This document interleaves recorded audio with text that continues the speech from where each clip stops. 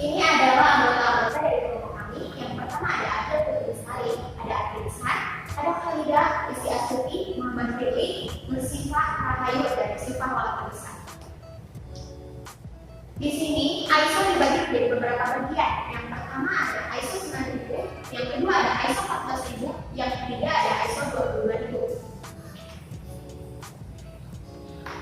Di sini saya ambil desain MNN 19-2012 akan menjelaskan ISO 9000. Lalu apa sih ISO 9000 ini? ISO 9000 merupakan suatu seri dari standar-standar internasional untuk sistem kualitas yang menspesifikasikan persyaratan-persyaratan dan rekomendasi untuk desain dan untuk penilaian dari suatu sistem manajemen dengan tujuan untuk menjamin bahwa pemasok akan menyerahkan barang atau jasa yang memiliki persyaratan yang telah ditetapkan. Lalu apa sih tujuan dari ISO 9000 ini?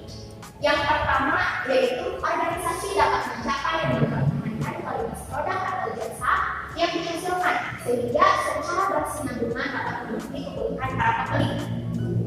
Maksudnya adalah ini adalah sebagai titel peningkatan mutu yang berkesinambungan. Yang kedua, organisasi dapat memberikan keyakinan kepada pihak manajemennya sendiri bahwa kualitas yang dimaksudkan itu telah dicapai dan dapat dipertahankan.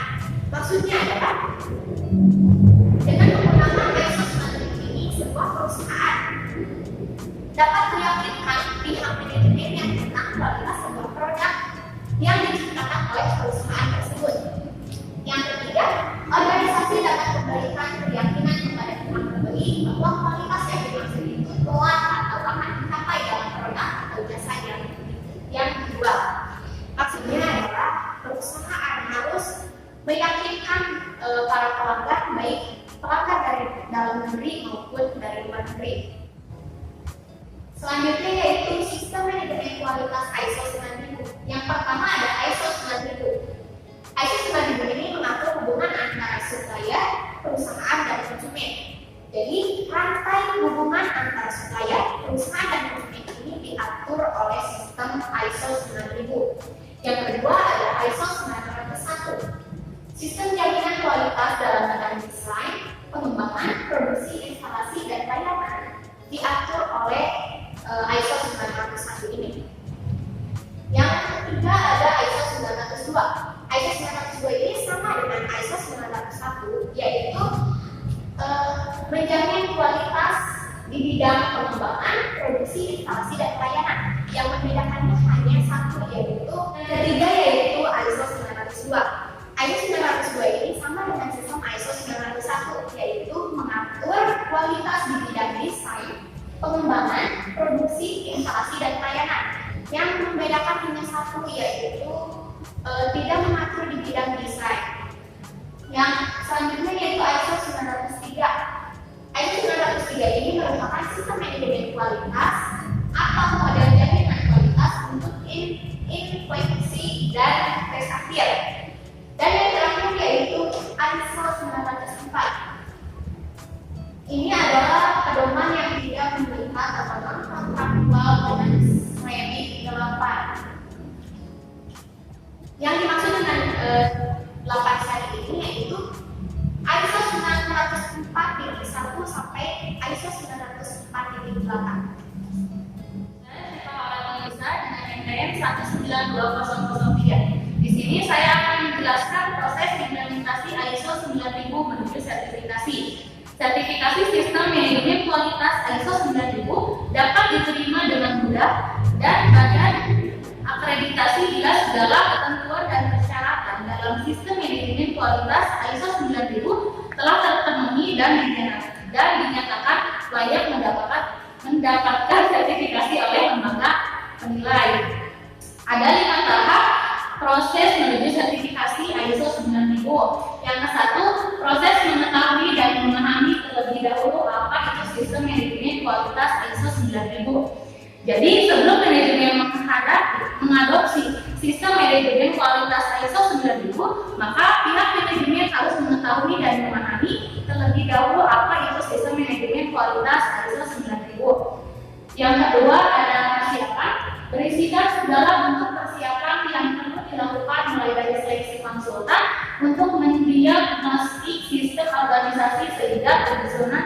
program kerja hingga menyusun program kerja. Kegiatan persiapannya diantaranya ada seleksi konsultan, menentukan lingkup, membentuk komitmen, menunjukkan manajer, kick-off meeting, audit pendahuluan, dan menyusun program kerja. Yang ketiga ada pengembangan, melakukan pembenahan pada perusahaan terkait manual mutu, prosedur wajib, instruksi kerja, dan lainnya. Tahap pengembangan ini adalah tahap yang sangat penting dalam implementasi sistem manajemen kualitas ISO 9000. Kebijakan kualitas merupakan pernyataan dari top manajemen tentang komitmennya terhadap kualitas. Kebijakan ini harus dimengerti oleh setiap karyawan. Yang keempat ada implementasi. Mulai harus melakukan implementasi persyaratan ISO dengan pengaturan ISO mutu yang sesuai. Pada tahap implementasi ini, tanggung jawab sangat penting karena karyawan yang menjalankan sistem tersebut. Yang kelima ada assessment, penentuan label kelayakan perusahaan untuk mendapatkan sertifikat ISO. Jadi pada sertifikasi akan menuju semua dokumen yang ada dan kemudian membandingkan dengan ketentuan dalam ISO 9000. Contoh kegiatannya seperti seleksi badan, sertifikasi, pra-audit, tindakan, koreksi, dan lain-lain. Sebenarnya di sini ada manfaat implementasi ISO 9000. Bisa dilihat manfaat dari implementasi ini. Yang satu ada meningkatkan efisiensi kerja, efektivitas kerja, dan produktivitas. Yang kedua meningkatkan daya saing. Yang ketiga adanya jaminan konsistensi terhadap kualitas produk, meningkatkan kepercayaan konsumen terhadap produk. Selanjutnya yang kelima, struktur kerja lebih jelas dan transparan. Yang ketujuh, meningkatkan keterampilan pegawai karena pembinaan SDM yang terprogram. Yang kedelapan, lingkungan kerja lebih rapi dan bersih dan dokumentasi lebih teliti. Jadi dengan adanya sertifikat ISO ini, perusahaan dapat meningkatkan citranya di mata konsumen. Dengan begitu, konsumen bisa lebih menyukai berbagai produk yang diproduksi oleh perusahaan atau merek tersebut. Sertifikat ISO dapat meningkatkan efisiensi. ISO ini dapat meningkatkan efisiensi serta efektivitas operasional sebuah perusahaan. Next. Di sini ada faktor penghambat dari penerapan ISO 9000. Yang ke satu ada kurangnya komitmen dari top manajemen. Komitmen dari manajemen puncak menjadi salah satu alasan terbanyak kenapa penerapan ISO tidak berjalan mulus atau tidak berjalan sama sekali. Ini terjadi karena sedari awal manajer puncak tidak mendorong tim perusahaannya untuk benar-benar menerapkan ISO. Yang kedua ada kurangnya pembinaan atau pengetahuan. Kurangnya pelatihan atau pengetahuan. Middle management dan low management sangat mempengaruhi penerapan ISO. Dikarenakan ada penerapan ISO, middle management dan low management sangat berpengaruh. Karena dalam penerapan ISO, middle management dan low management yang berperan aktif dalam pelaksanaan ISO 9000 ini. Yang ketiga ada komitmen manajemen rendah. Penerapan ISO manajemen kualitas. Penerapan sistem manajemen kualitas ISO 9000 menuntut adanya komitmen dan tanggung jawab yang besar dari manajemen. Jika komitmen ini rendah, maka penerapan sistem manajemen kualitas ISO 9000 akan terbengkalai. Selanjutnya, organisasi belum stabil. Beberapa perusahaan ditemukan bahwa mereka kesulitan dalam pembagian kerja di organisasinya. Bentuk organisasi dan sistem yang terjadi akan mempengaruhi proses kerja, tanggung jawab, dan wewenang setiap level jabatan. Selanjutnya, sikap mental. Sikap mental memiliki pengaruh yang cukup dominan terhadap kesuksesan penerapan sistem manajemen kualitas ISO 9000. Karena bagaimanapun canggihnya suatu sistem yang dibuat, faktor manusialah yang akan menentukan berjalan atau tidaknya sistem tersebut. Kemudian produktif. Seringkali timbul dalam perusahaan orang atau kelompok tertentu mempunyai sikap yang terlalu kritis dan selalu mempertanyakan efektivitas serta selalu mencari-cari kesalahan dari sistem ISO 9000.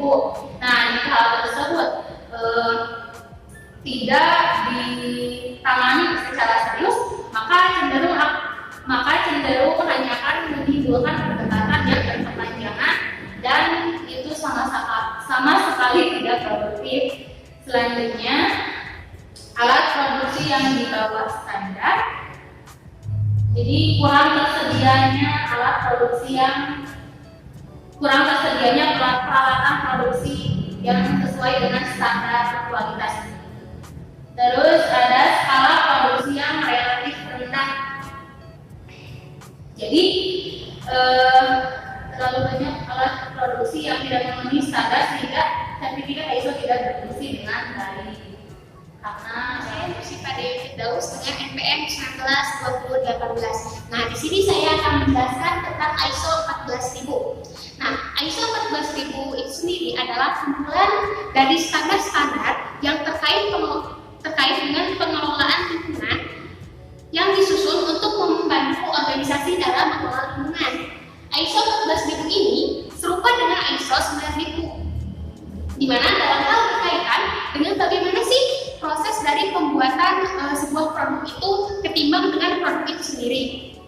Ada beberapa seri dalam ISO 14000, yaitu yang pertama ISO 14001 yang mencakup tentang sistem manajemen lingkungan, yang kedua ISO 14010 sampai ISO 14015, di mana di dalamnya mencakup tentang audit lingkungan.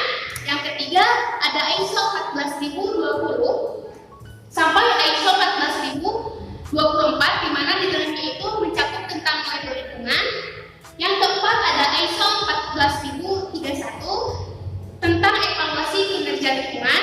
Yang kelima ada ISO 14040 sampai ISO 14044, di mana di dalamnya mencakup tentang asesmen atau analisis berkelanjutan. Dan yang terakhir ada ISO 14060 yang di dalamnya adalah aspek lingkungan dari sebuah produk. Next, tujuan ISO 14000. Nah, yang pertama di sini bisa dapat dilihat ya. Yang pertama, dapat mendorong upaya dan melakukan pendekatan untuk pengelolaan lingkungan hidup dan sumber daya alam, dan kualitas pengelolaannya diseragamkan pada lingkup global. Yang kedua, meningkatkan kemampuan organisasi untuk mampu memperbaiki kemampuan kualitas dan kinerja lingkungan hidup dan sumber daya alam. Yang ketiga, memberikan kemampuan dan fasilitas pada kegiatan ekonomi dan industri sehingga tidak mengalami rintangan dalam usaha. Nah, sebenarnya tujuan utama dari ISO 14000 ini adalah untuk mempromosikan pengelolaan lingkungan yang lebih efektif dan efisien dalam organisasi untuk menyediakan perangkat yang berguna dan berfungsi. Nah, perangkat ini tuh yang bisa menghemat biaya, terus berbasis sistem, fleksibel, dan mencerminkan organisasi yang baik dalam setiap praktik-praktiknya, di mana untuk mengumpulkan, menerjemahkan, dan mengkomunikasikan informasi tentang lingkungan. Next,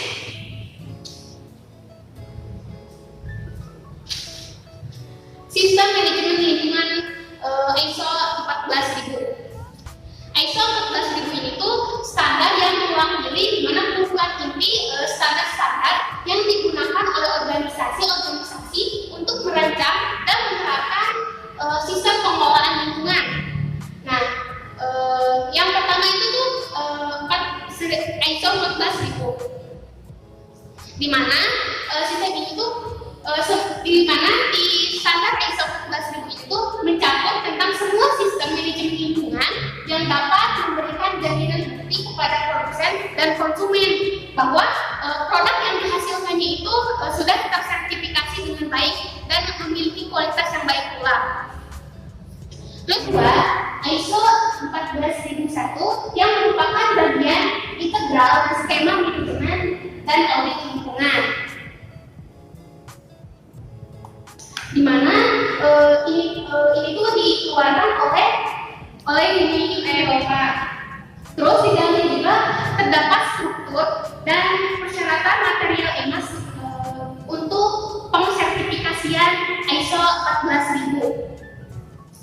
Dan yang ketiga adalah ISO 14000 sampai ISO 14001 sampai ISO 14015, di mana di sini tuh digunakan sebagai alat untuk menguji efektivitas atau kinerja perusahaan dalam melaksanakan kegiatan perjalanan atau pengelolaan lingkungannya. Dengan NPM 19/2013 akan menjelaskan tentang implementasi standar ISO 14000. Di sini ada beberapa proses. Yang pertama ada proses persiapan, mengacu kepada pembentukan tim dan pemberian arahan dari manajemen pusat. Dalam persiapan ini kita kan harus bikin tim dulu. Nah, tim itu tuh terdiri dari beberapa orang yang termasuk ke dalam pengembangan, penerapan, pemeliharaan, dan penanganan efektivitas sistem manajemen lingkungan.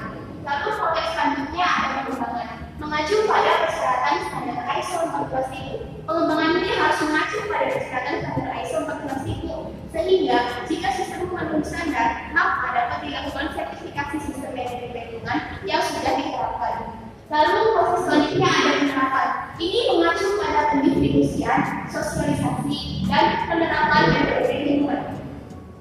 Jadi itu ketika kita menerapkan semua dokumen yang sudah disetujui dalam proses persiapan dan pengembangan ini harus diproses, maka dapat didistribusikan ke semua pengguna dokumen serta harus dilakukan sosialisasi lagi. Lalu selanjutnya tahap evaluasi dan monitoring, mencakup internal audit yang merupakan salah satu proses internal yang digunakan untuk mengevaluasi efektivitas sistem manajemen lingkungan seperti yang diatur standar ISO 14000. Jadi itu dalam evaluasi dan monitoring ini kemudian pemantauan dan pengukuran kinerja lingkungan dengan tujuan penerapan sistem manajemen lingkungan adalah bagaimana organisasi atau perusahaan dapat mencegah atau mengurangi terjadinya pencemaran lingkungan akibat kegiatan industri tersebut. Lalu proses selanjutnya adalah sertifikasi, melakukan pemilihan badan sertifikasi. Maksud dari badan sertifikasi ini merupakan suatu lembaga baik yang bersifat nasional maupun internasional yang memiliki kompetensi dan kualifikasi untuk melakukan audit sertifikasi terhadap sistem manajemen lingkungan ISO 14000. Lalu yang terakhir adalah pemeliharaan dan peningkatan. Ini bertujuan untuk memastikan apakah sistem manajemen lingkungan masih diimplementasikan secara konsisten. Karena gimana ya, di dalam sebuah perusahaan ketika kita sudah mendapatkan sertifikat ISO di sini, pasti banyak perusahaan yang lalai nih kan udah memiliki sertifikat ISO-nya. Jadi biasanya kita kayak, udahlah yang penting kita udah dapat sertifikatnya, mau kita ngikutin, mau kita melanjutin komitmen buat tetap memelihara kualitas lingkungan itu, ya udahlah nanti aja. Kebanyakan perusahaan juga seperti itu. Selanjutnya hambatan penerapan ISO 14000. Dalam melakukan sertifikat, untuk mendapatkan sertifikat itu kita pasti mendapatkan beberapa hambatan ya, baik itu dari kebijakan pemerintah maupun dari tingkat dunia industri. Yang pertama dari kebijakan pemerintah, kurangnya insentif dari pemerintah terhadap dunia industri dalam peningkatan penerapan sistem manajemen lingkungan. Ya, karena ketika ada perusahaan yang mendirikan industri atau perusahaan, banyak sekali perusahaan yang tidak tahu atau memang benar ya kalau misalnya pemerintahnya itu lalai, karena pemerintahnya itu kurang memperhatikan lingkungan sekitar ketika pembangunan industri itu, apakah lingkungan itu akan tetap baik atau ada sedikit kerusakan. Lalu yang kedua adalah jelasnya kebijakan akreditasi dan sertifikasi ISO 14000. Lalu dari tingkat dunia industri, yang pertama kurangnya komitmen pihak manajemen pusat dalam industri. Itu yang seperti yang saya jelaskan yang tadi ya, kurangnya komitmen pihak. Jadi itu banyak perusahaan yang tidak bertanggung jawab atas komitmen awalnya. Jadi banyak yang berkomitmen di awal kualitasnya biar bagus, lingkungannya juga bagus, mendapatkan sertifikat ISO, tetapi ketika sudah mendapatkan sertifikat ISO, itu kita lalai terhadap lingkungan dan terhadap komitmen awalnya. Lalu terakhir ada tenaga operator tingkat bawah kurang termotivasi untuk menerapkan sistem manajemen lingkungan. Ya, karena biasanya yang tingkat bawah operator itu kurang tahu ya, jadi kurang tahu sebenarnya apa sih fungsinya manajemen lingkungan sekitar itu. Biasanya kayak ya udah itu sama orang atasnya aja, kita mau orang bawah mah tinggal ngikutin arahan dari orang atas, nggak ada buat ngejaga lingkungan sekitar, ya udah.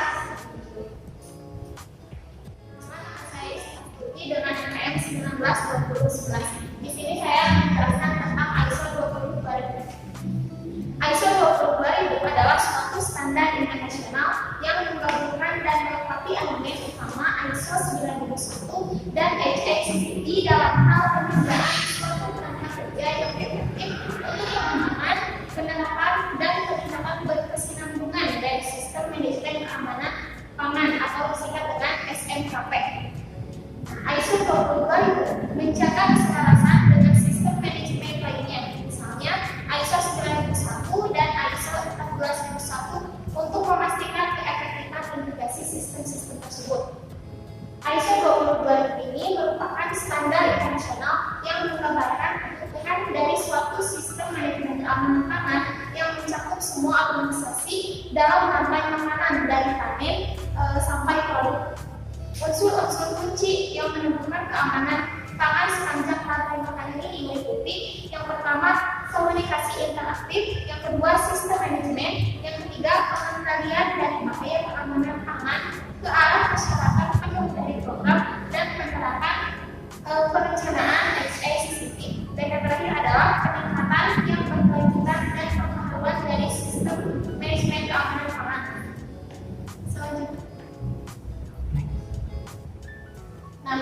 Selanjutnya adalah tujuan dari ISO 22000. Tujuan ISO 22000 adalah untuk mengharmonisasikan persyaratan manajemen keamanan pangan dalam rantai pangan pada tingkat global. Secara khusus, ISO 22000 dimaksudkan untuk diaplikasikan oleh organisasi yang menghendaki sistem manajemen keamanan pangannya terfokus, koheren, dan terintegrasi serta sesuai persyaratan perundang-undangan masing-masing negara. Standar ini dapat diterapkan secara independen maupun diintegrasikan dengan persyaratan sistem manajemen yang lain. ISO 22000 dapat digunakan oleh setiap organisasi, terlepas dari ukuran, kompleksitas, atau posisi dalam rantai makanan. Semua persyaratan standar ini bersifat umum, sehingga dalam penerapannya organisasi dapat memberikan corak warna yang bersifat khusus sesuai dengan karakter organisasi bersangkutan. Pemenuhan persyaratan standar ini juga dapat menggunakan sumber daya internal maupun eksternal. Yang selanjutnya adalah konsep sistem ISO 22000.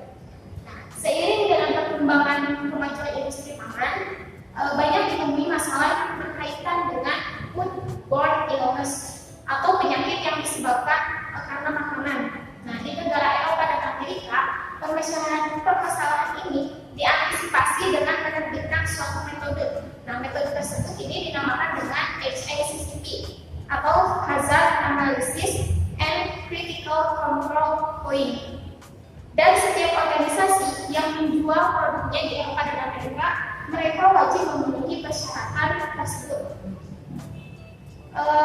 HACCP menjamin dari segi keamanan yang sedangkan ISO 9001 lebih fokus dalam menjamin kualitas produk. Dengan mengaplikasikan HACCP dengan ISO 901 Quality Management System menghasilkan sistem yang lebih efektif daripada hanya menggunakan HACCP atau ISO 91 secara sendiri-sendiri. Hal ini juga bertujuan untuk meningkatkan kepuasan konsumen yang memperbaiki keefektifan dalam pengorganisasiannya. Berdasarkan kebutuhan ini, dunia internasional sepakat untuk menerbitkan satu sistem baru. ISO 22000 adalah pembaruan dari standar ISO 9001 dan mengkombinasikan antara standar ISO 9001 dengan konsep HACCP ke dalam satu standar. Nama saya Muhammad Firlisman Alawi, NPM 19/2016. Di sini saya akan menerangkan implementasi ISO 22000. Yang pertama ada penetapan kebijakan keamanan pangan. Penyusunan kebijakan keamanan pangan adalah hal wajib yang harus ditetapkan oleh pelaku bisnis. Penetapan kebijakan yang diterbitkan untuk level organisasi yang kemudian didetailkan menjadi sasaran keamanan pangan perusahaan. Yang kedua adalah penetapan sasaran keamanan pangan perusahaan. Menetapkan sasaran keamanan pangan perusahaan yang hendak dicapai oleh perusahaan, termaksud di dalamnya adalah menetapkan detail tahapan dan target kerja yang hendak dicapai. Tata cara pencapaian juga harus ditetapkan, termasuk di dalamnya adalah penetapan program yang akan dijalankan. Yang ketiga adalah penetapan sasaran per unit kerja. Menetapkan sasaran keamanan pangan pada setiap unit kerja yang ada dalam perusahaan untuk memastikan bahwa standar keamanan pangan tercapai, dibuat dengan mengkombinasikan aspek kualitas sebagai pendamping output produktivitas selain keamanan pangan itu sendiri. Nah, terus di sini ada hambatan dalam penetapan sistem manajemen ISO 22000 dan HACCP. Yang pertama adalah pengembangan sumber daya manusia. Kompetensi sumber daya manusia dan tak disertai dengan komitmen perusahaan, strategi pengembangan kesadarannya bisa menyebabkan hilangnya tanggung jawab sumber daya manusia tersebut dalam menjalankan sistem. Yang kedua, pemahaman strategi sistem operasional prosedur. Bagaimana suatu perusahaan melihat bahwa standar operating procedure adalah hal penting yang perlu dipertimbangkan terkait dengan bagaimana proses PRP dijalankan. Standar operating procedure harus dapat memberikan gambaran mengenai kejelasan terhadap setiap tahapan yang dibuat berkaitan dengan program implementasi pencegahan risiko keamanan pangan. Yang ketiga ada ketidakpahaman dalam membuat rencana HACCP. Bagaimana suatu rencana HACCP dibuat, konsep dan fungsi efektif terkait dengan pengendaliannya gagal dipahami oleh tim, sehingga dalam proses perencanaan kontaminasi yang muncul tak dapat dijalankan secara maksimal. Yang keempat adalah layout operasional yang tidak menunjang. Layout produksi yang tak dapat dipastikan mencegah kontaminasi dapat menyebabkan adanya kesulitan dalam mengimplementasikan program. Tim akan merasa sulit karena potensi kontaminasi seperti tak terkendali. Nah, yang terakhir ada pemahaman konsep teknis keamanan pangan. Kurangnya kepedulian untuk menambah ilmu terkait dengan standar keamanan pangan dapat menyebabkan manajemen perusahaan mengalami kesulitan ketika akan menerapkan konsep strategis manajemen keamanan pangan.